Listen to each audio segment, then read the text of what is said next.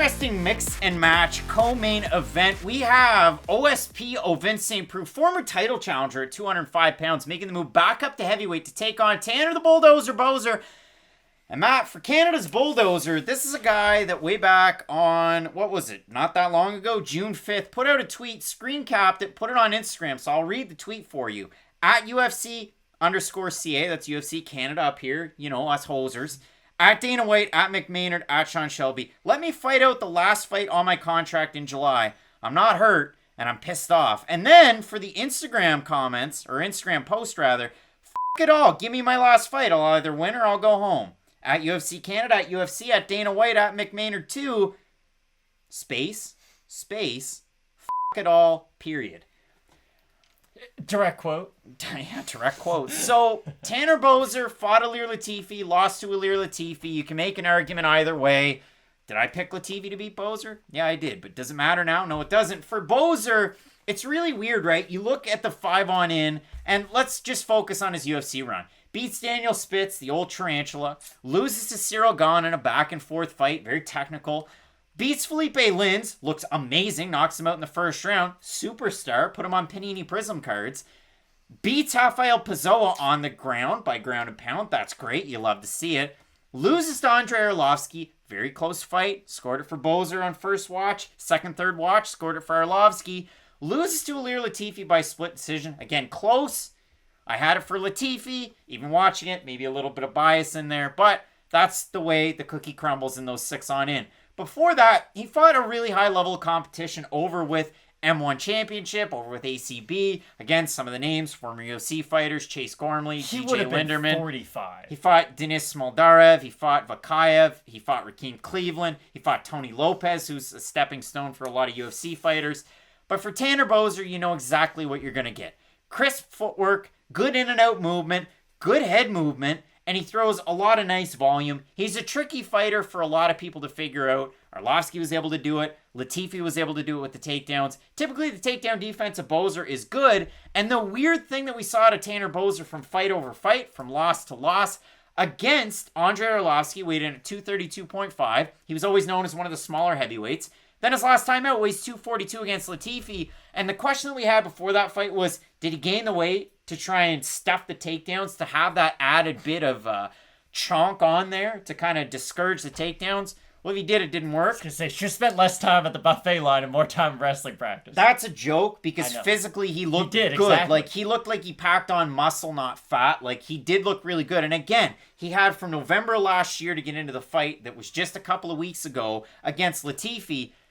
But now you're pissed off and you want to fight out your contract. He said July, the UFC said June, and you get Ovince St. Preux that missed weight his last time out, weighed 207.5, and ended up losing to Jamal Hill. And then he was supposed to fight Max Grecian at 205 on this card. Grecian out due to visa issues, what I was hearing. The source there, the Anik and Florian podcast that I listened to today. So no Grecian. Grecian kind of fights like Boser, so it's kind of neat. If anybody tells you that they have a good read on this fight, they're lying to you. And I'm telling you this right now. Not a single person on planet Earth knows how this fight's gonna go. I know what Tanner Boser does well, and I know what Ovince St. Preux does well. It's so hard for me to even start to try to give you a basis for a prediction on this fight, because for OSP, he does like to move backwards like he's Tyron Woodley at light heavyweight, even at heavyweight. Like, he's got that weird, I'm gonna have my back to the cage. If forcing my opponent to engage with me, I'm really like... He acts almost like disinterested in the fight, almost like a la Nate Diaz. Not really like hands on knees or anything, but still, he'll just kind of move all weird, and then all of a sudden, like Yoel Romero, explode. And if he does hit you with one of those big shots, you're going to go down. We talk a lot about Ben Rothwell, for better or for worse, on this channel. But one thing Ben Rothwell has is a really, really good chin. Like, it's hard to even put him down. And Ovince St. Preux, to his credit, at least when he did hit Ben Rothwell, was able to put him down in that fight. I understand he lost a close decision, but the things that he showed in that fight are at least weapons that should be open when he fights Tanner Boser. Because Tanner Boser and Ben Rothwell, I understand physically they are slightly different. Ben Rothwell about as big as a heavyweight can get, whereas Tanner Boser, like you had said, for the longest part of his career, we were almost talking about him moving down to 205, if anything. And now that he's around that 240, it'll be interesting to see how he matches up with OSP. Because even when OSP fought Ben Rothwell, he didn't seem that small for a heavyweight. I don't worry about his size in this fight because, like you had said, he's missed weight at light heavyweight now. He basically is a heavyweight. I look at OSP, he's not like Rampage fighting Fedor out of shape and can't make 205. But he's kind of at like where Rampage was. When Rampage was young, he could make 205. But as his body started to get bigger, he's sort of too big for 205, but too small for a heavyweight. Like, Ovince St. Preux is one of those weird in-betweeners in this division. And I think this will be at least an entertaining fight because Boser does tend to move forward sometimes. And that's what I'm about to get to here in a second. For Tanner Boser, it felt like up until those 2 knockouts that he had, we talked about his volume, we talked about his cardio. Then he got those 2 knockouts, and it's like, okay, do you knock people out now, or are you going to go back to being what we knew you as, that heavy volume puncher who was just well-rounded and had great leg kicks? I don't know if Tanner Boser has it in his head that he is a really good knockout puncher, so maybe he doesn't have the same level of volume because he thinks, okay, if I'm able to connect with these guys, they'll go down. Again, I'm not trying to put myself in his head, I'm just saying, for Boser, it's odd. We used to talk about how great his volume was in his fights, but in his last 2 showings, it just hasn't been there. For Tanner Boser, way back in 2018, when all of this was nothing, and it was just an audio-only podcast. Different house, even. He was one of our first guests. Well, one of my first guests on the podcast. And it was great. Like, he was just letting it fly off the cuff. And listen, go back and listen to it. I don't want to go to the UFC. I don't care about the UFC. I'm fighting some of the best guys over here. And he was fighting really good competition at the time. And in the UFC, it's been a really weird run. So, you had a full training camp at 265 to fight a former light heavyweight Latifi. You lose by split decision. Now, again, I bring this up just about every week, but a Canadian music reference, he's got nothing to lose when no one knows your name, and the training camp's weird because for Boser, honestly, I should know, but I don't know because we live in a giant country, but he went from Vegas, went back to Canada, and then now he's flying back to the States to get ready for a fight against OSP, who, again, who's going to fight Max Grecian. Grecian, prodding striker, throws nice kicks. He's a decent light heavyweight. I thought he beat Dustin Jacoby his last time out. The Hanyak's got a really weird fight coming up, and we'll talk about it as the time flies in his next one. But in this one, it is an odd pairing. If you have a strong feeling either way, again, I couldn't stress that enough. You're full of shit. Let us know what you're thinking, too. But Boser got ready for a grappler, a guy that's going to wrestle you. Both of these guys have lost to Ilir Latifi.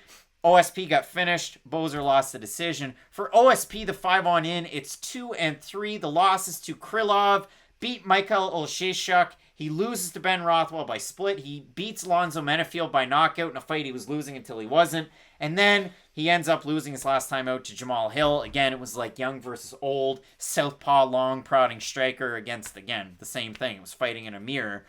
This is a really tricky one, Matt. If we have a look at the odds, OSP open to -105, he's a +138. Tanner Boser open to -115, he's a -167.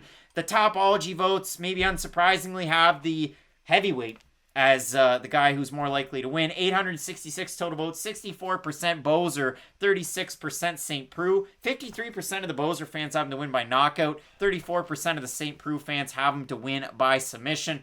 Matt, it's a weird co-main event. What's the pick?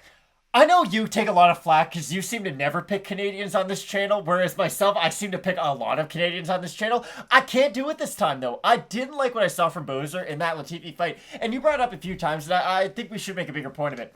The overlap between Grecian and Tanner Boser is pretty heavy. Like, their skill sets do mirror each other quite heavily, whereas if you look at Tanner Boser, and you just have to assume, okay, the majority of the training camp he has for this fight is just the overlap of, like, how good of shape he was in to the Ilir Latifi fight. All your game planning has to basically go out the window because Ilir Latifi and OSP share nothing in common. They fight for different stances. One's a wrestler, one's this weird, like, backwards walking striker. So I do like OSP ever so slightly in this fight, even though he is the epitome of an inconsistent UFC fighter. Listen, OSP has a negative strike differential. He's more active with the takedowns. I can see that being the difference. Again, if OSP goes into this fight like Alistair Overeem when he fought Augusto Sakai, that's the way you win. Dump those weird takedowns from in close, get him down to the mat, and try and work some of your game, because Ovince St. Preux is one of the funnest guys, if funnest is a word, to watch, kind of float from guard, from half. He's a really fun fighter to watch that way. If it's a striking matchup, listen, Boser's going to have to get happy with the hands if he wants to get paid by the UFC or another organization if this is the last fight on his deal. As he says, I'm going with the United States / Hades' own Ovince St. Preux to get the win.